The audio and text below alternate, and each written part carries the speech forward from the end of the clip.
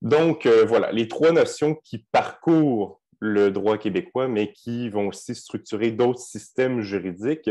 On les voit ici, elles ont été présentées. Donc, on voit que, on va voir, je vais les détailler, chacune de ces trois notions-là.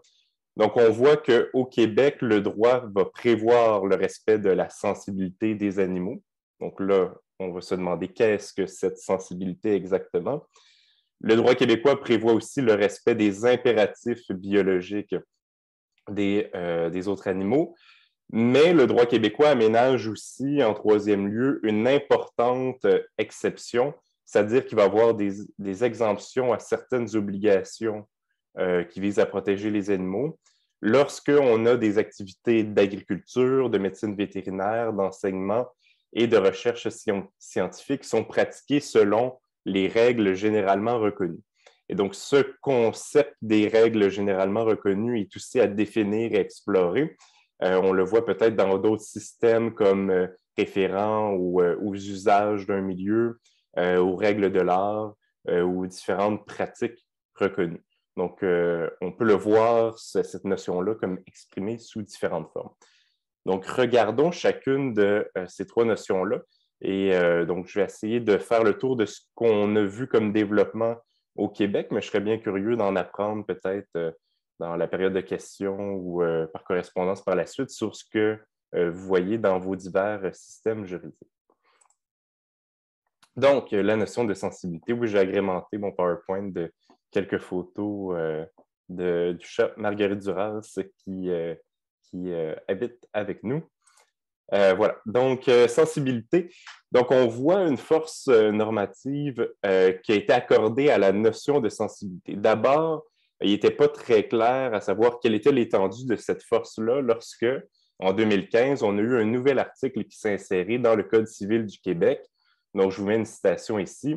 L'article prévoit que les animaux ne sont pas des biens, ils sont des êtres doués de sensibilité et ils ont des impératifs biologiques. Donc, il y avait un certain débat à savoir au sein de la doctrine, à savoir si c'était simplement un article déclaratoire qui, au plus, aurait pu avoir une force interprétative ou s'il fallait lire plus dans cet article-là.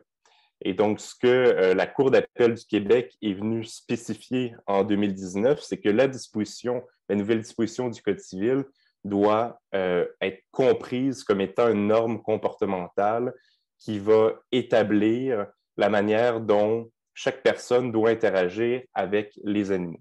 Donc, petite citation ici, on nous dit en affirmant que les animaux sont des êtres doués de sensibilité, ayant des impératifs biologiques, le législateur dicte du même coup la conduite que doivent avoir tous ceux et celles qui interagissent avec de tels êtres. Cette disposition a donc une valeur de norme comportementale.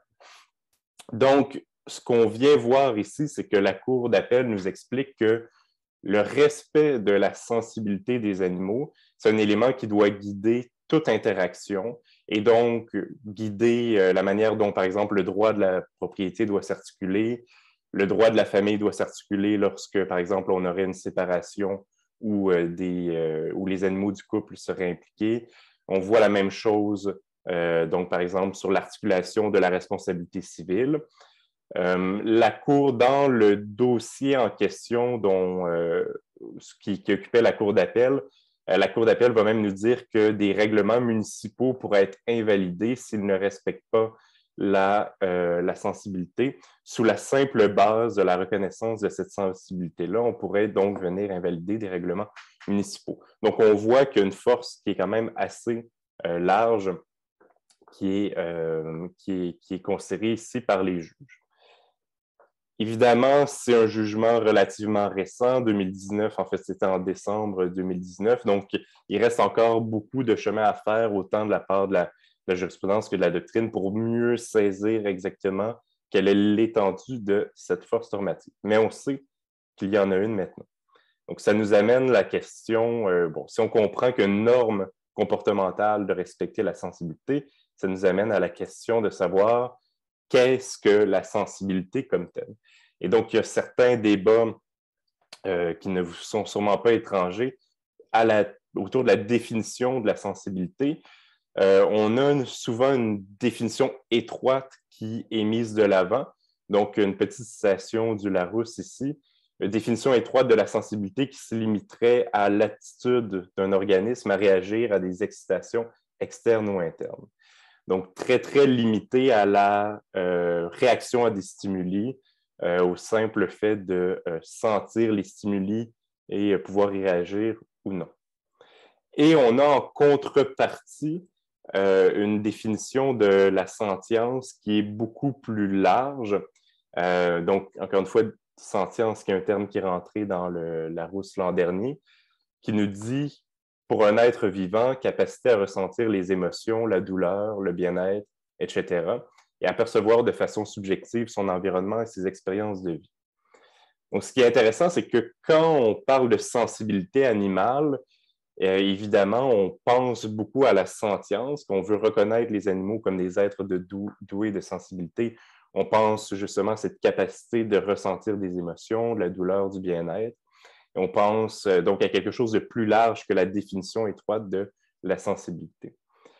Par contre, si on utilise le terme sensibilité, on est quand même face à une certaine polysémie et on ne sait pas exactement quels sont les contours de cette sensibilité-là. Donc, ça pose la question à savoir où en est-on au Québec entre la définition étroite de la sensibilité qu'on retrouve dans certains dictionnaires et l'idée de la sentience qui nous guide habituellement dans notre compréhension de notre relation avec les animaux. Donc, qu'en est-il au Québec? Je vous vends la mèche. On va voir qu'on est beaucoup plus près de la notion de sentience, même si ce n'est pas le terme qui est employé. En même temps, on peut comprendre, étant donné que le terme sentience est rentré dans le dictionnaire en 2020, on peut comprendre que les légistes n'aient pas voulu l'utiliser en 2015 lors de la rédaction du nouvel article du Code civil. Mais pourquoi est-ce qu'on est plus proche de sentience? Le premier élément de réponse se retrouve dans la version anglaise du Code civil, parce qu'effectivement, depuis que la Nouvelle-France a été conquise par l'Angleterre, toutes les lois doivent être minimalement écrites en anglais. Donc, présentement, on a toujours deux versions d'une loi. Et ces deux versions, donc ce ne sont pas des traductions, les deux versions sont adoptées en même temps. Il y a un travail qui se fait sur les deux versions en même temps, quoique, pour être honnête, habituellement, les parlementaires travaillent beaucoup plus sur la version française plutôt que la version anglaise. Mais les deux, en force de loi, ils sont adoptés en même temps et il faut interpréter la norme comme étant cohérente avec les deux langues. Donc, voilà l'élément, ce que je vous avais cité, vous l'avez à votre gauche, où on nous parle que les animaux sont des êtres doués de sensibilité. Et on retrouve en anglais l'emploi du terme sentient beings pour reconnaître l'état des animaux. Donc, à ce moment-là, on voit qu'il y avait vraiment une intention législative d'utiliser la notion de sensibilité comme étant beaucoup plus proche de la notion de sentience. Bon, c'est un élément de réponse qu'on voit dans le Code civil, mais encore faut-il voir comment la norme s'articule. Donc, nous avons été consulter la jurisprudence. La notion de sensibilité, il peut être décevant d'apprendre que c'est sous-théorisé en jurisprudence. Habituellement, les juges vont en faire une mention. On a répertorié environ une centaine de jugements qui en parlent. Mais la plupart du temps, on va simplement mentionner la reconnaissance de la sensibilité sans expliquer ce que c'est réellement. Donc, pour la majorité des jugements, on a quelques jugements, cela dit, qui vont employer la notion de sentience pour expliquer la souffrance d'un animal, pour expliquer sa sociabilité ou pour expliquer son agressivité. Donc, expliquer au niveau de l'agressivité, on vient expliquer pourquoi l'animal dans un cas judiciarisé, a réagi de manière agressive. Ah, mais c'est parce qu'il était, disons, fâché de telle situation où on est capable de rationaliser une vision de cause à effet qui se place dans l'état subjectif de l'animal lui-même. Donc, c'est des jugements qui sont habituellement désavantageux pour l'animal parce que l'animal sera puni, mais c'est intéressant de voir que il y a une reconnaissance de la part des juges d'une d'une logique, d'une sorte de rationalité derrière, même si le jugement ultimement est défavorable à l'animal en question. Donc, on voit un usage de la notion de sensibilité qui se rapproche beaucoup plus de la notion de sentience parce qu'on accepte, on reconnaît la capacité des animaux à ressentir des émotions, à ressentir de la douleur et à ressentir le bien-être. Voilà pour la jurisprudence. On peut aussi se demander comment la notion de sensibilité est articulée dans la loi. J'ai été regarder pour vous la loi sur le bien-être et la sécurité de l'animal qui a été adoptée en 2015 en même temps qu'on a adopté la nouvelle disposition au Code civil du Québec. Et on voit dans la structure de la loi une vision de la sensibilité qui est beaucoup plus près de la sentience. Donc, cette loi-là, essentiellement, a été adoptée pour mettre en œuvre, pour encadrer le respect de la sensibilité qu'on a envers les animaux. Et donc, on voit dans les obligations imposées par la loi qu'on est beaucoup plus près de la définition de sentience que j'ai donnée un peu plus tôt. Donc, je vous ai listé quelques obligations qui sont imposées par la loi. On a l'obligation d'assurer le bien-être d'un animal, l'obligation d'apaiser des douleurs aiguës, l'anxiété, les souffrances excessives, d'assurer la socialisation et l'enrichissement environnemental de certains animaux. Donc, l'élément d'enrichissement environnemental me semble un peu à définir. On a un guide du gouvernement qui recommande, pour assurer cette obligation-là, d'offrir à l'animal un environnement varié pour combler son besoin d'investiguer et de faire des choix. Donc, c'est intéressant. Ici, on a la notion de choix, la notion d'agentivité même, qui est reconnue comme un élément qui participe de la sensibilité de l'animal. Autre obligation, éviter la souffrance durant le transport et diminuer la douleur et l'anxiété lors de la mise à mort. Donc, encore une fois, on voit de la manière dont la protection de la sensibilité est mise en place, on voit un réel respect, une réelle reconnaissance des capacités habituellement associées à la sentience. Encore une fois, bien-être, capacité à ressentir des émotions, capacité à ressentir la douleur, et aussi la capacité à se mettre en relation avec son environnement, à se mettre en relation avec autrui, quand on parle de sa sociabilité et de l'enrichissement de son environnement. Donc, voilà un peu ce que je venais d'expliquer. Donc, on voit que la notion de sensibilité est vraiment maniée par le droit de sorte à s'écarter de la définition étroite que je vous ai remise ici, qui est très centrée sur la réaction à des stimuli. Et on se rapproche beaucoup plus de celle de la notion de sentience, donc capacité à ressentir diverses émotions, divers états subjectifs et à se mettre en relation avec autrui et à vivre ses propres expériences. Donc voilà pour la notion de sensibilité. Maintenant, je passe à la notion des impératifs biologiques. Donc encore une fois, on a une force normative qui est accordée aux impératifs biologiques. Comme on l'a vu un peu plus tôt, dans le même mouvement où on va reconnaître que les animaux sont des êtres doués de sensibilité, on va reconnaître aussi qu'ils ont des impératifs biologiques. Et de la même manière, quand la Cour d'appel établit sa norme comportementale, dans le même souffle, elle va associer cette norme comportementale-là aux impératifs biologiques, de sorte qu'on puisse croire qu'il y ait une norme selon laquelle il faut respecter, il faut à tout le moins satisfaire aux impératifs biologiques des animaux. Cette obligation-là va aussi se concrétiser de manière un peu plus explicite dans la loi sur le bien-être et la sécurité de l'animal dont je viens de parler. Donc, on a plusieurs exemples où la notion d'impératif biologique va se détailler. Les deux articles les plus importants, c'est les articles 5 et 8. Dans l'article 5, on va établir, donc pour toute personne qui est propriétaire ou gardienne d'un animal, on va établir une obligation d'assurer le bien-être et la sécurité de l'animal. Et on va présumer que le bien-être et la sécurité de l'animal est compromis dès lors qu'on ne satisfait pas aux impératifs biologiques de l'animal en question. Et donc, si on ne satisfait pas aux impératifs biologiques, présomption de compromission, on a enfreint potentiellement l'article et donc la personne gardienne ou propriétaire va avoir le fardeau de démontrer que malgré l'absence de satisfaction des impératifs biologiques, le bien-être et la sécurité de l'animal n'ont pas été compromis.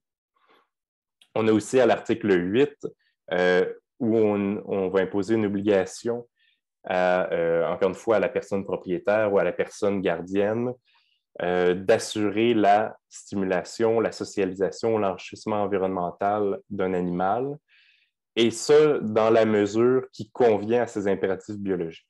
Donc, encore une fois, la notion d'impératif biologique vient mettre une limite à l'obligation comme telle. C'est seulement dans la mesure des impératifs biologiques qu'il faut assurer la socialisation, la stimulation et l'enrichissement environnemental. Donc, ça nous amène à la question, qu'est-ce que les impératifs biologiques comme tels? Cette fois-ci, on a une définition qui est claire dans la loi. C'est les besoins qui sont d'ordre physique, physiologique et comportemental. Et ce que je trouve intéressant dans cette définition-là, c'est qu'on va parler de l'animal en particulier qui nous intéresse. Et donc, pas seulement à une espèce, par exemple. Donc, on voit au début de la définition, on dit les besoins essentiels qui sont liés à l'espèce, à la sous-espèce ou à la race de l'animal, donc des données générales. Et ensuite, on a plusieurs caractéristiques qui nous invitent à nous intéresser à l'animal en question dans le dossier qui nous occupe.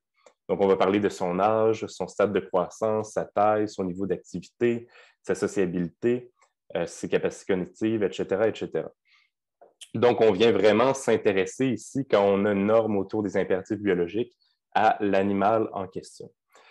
Et ce qui est intéressant aussi avec ce concept-là, c'est que oui, bon, on a une définition qui est relativement claire, mais aussi on comprend que mieux définir les besoins d'ordre physique, physiologique et comportemental, ce sont des éléments qui nécessiteraient une expertise, et c'est aussi des éléments qui vont évoluer avec l'évolution des connaissances scientifiques.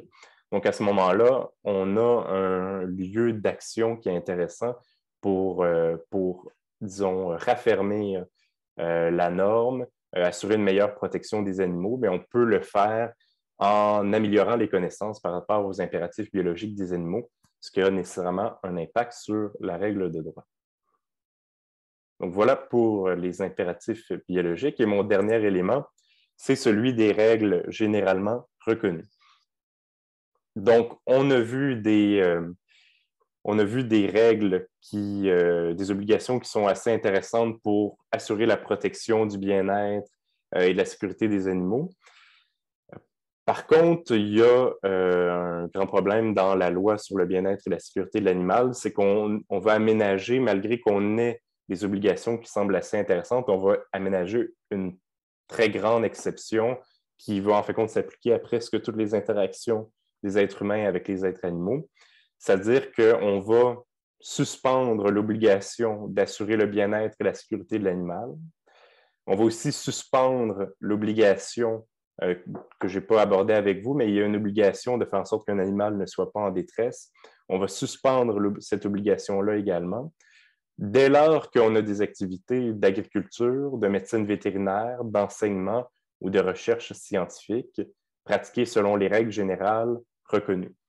Donc, vous voyez, c'est presque toutes les interactions que les êtres humains ont avec les animaux. Mais encore faut-il pratiquer ces différentes activités-là selon les règles généralement reconnues. Et donc, ça nous amène à la question de savoir qu'est-ce qui constitue des règles généralement reconnues. Donc, ce n'est pas une notion qui est définie dans la loi. Ce n'est pas une notion non plus qui a été détaillée par la jurisprudence depuis l'adoption de cette loi en 2015. Le mieux qu'on ait, et donc ce n'est pas une définition non plus détaillée par la doctrine, donc le mieux qu'on ait, c'est un guide d'application du gouvernement.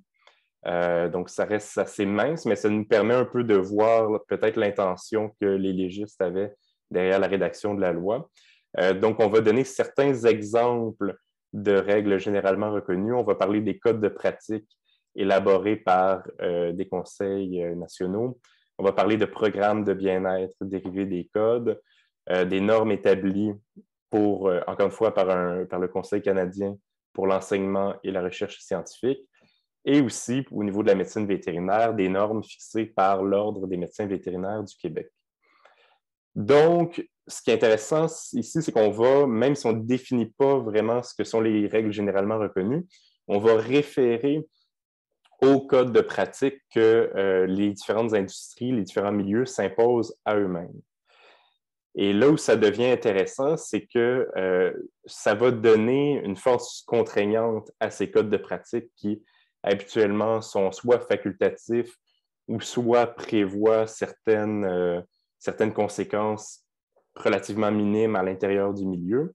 Maintenant, si on enfreint le code de pratique et donc qu'on ne pratique plus une activité selon les règles généralement reconnues, eh bien, on s'ouvre aux conséquences pénales qui découlent de la loi sur le bien-être et la sécurité de l'animal. Donc, pour vous donner un exemple d'actualité qu'on a eu récemment l'été dernier, on a eu le transport de cochons vers un abattoir qui s'est fait pendant une journée de canicule où on a pu constater que la température à l'intérieur des camions était de 48 degrés Celsius. C'est une pratique qui contrevient au code de pratique que l'industrie agricole s'est imposée à elle-même. Et donc, dès lors qu'on a une température qui est trop élevée, on a des animaux dont le bien-être est atteint, même que la sécurité de ces animaux-là est remise en cause. Donc, on a une infraction à la loi sur le bien-être et la sécurité de l'animal. Là, on se demande, est-ce que cette obligation-là a été suspendue parce que c'est une activité agricole pratiquée selon les règles généralement reconnues? Non. On a enfreint le code de pratique, donc on n'est pas dans les règles généralement reconnues. Donc, on a une infraction à la loi sur le bien-être et la sécurité de l'animal. Ensuite, il y a un grand problème d'application, c'est-à-dire que malgré l'infraction, il n'y a pas d'actions qui ont été prises par les autorités compétentes pour punir les agriculteurs qui ont fait cette pratique-là. Mais on voit déjà que la mécanique est en place. Il s'agirait ensuite de faire pression pour que la mécanique comme telle ait un effet concret. Mais il est possible, par les règles généralement reconnues, donc de venir donner une certaine force au code de pratique et potentiellement, peut-être en faisant pression sur ces organismes-là, venir assurer de plus en plus de protection pour les animaux. Donc voilà, c'est ce qui fait le tour des 3 notions que je voulais regarder avec vous aujourd'hui. J'espère que ça vous offre une meilleure compréhension du droit québécois. J'espère également que ça va susciter la réflexion par rapport à plusieurs de ces éléments-là qui se retrouvent dans les autres juridictions. Je serais très curieux de savoir comment ces diverses notions s'articulent dans vos territoires.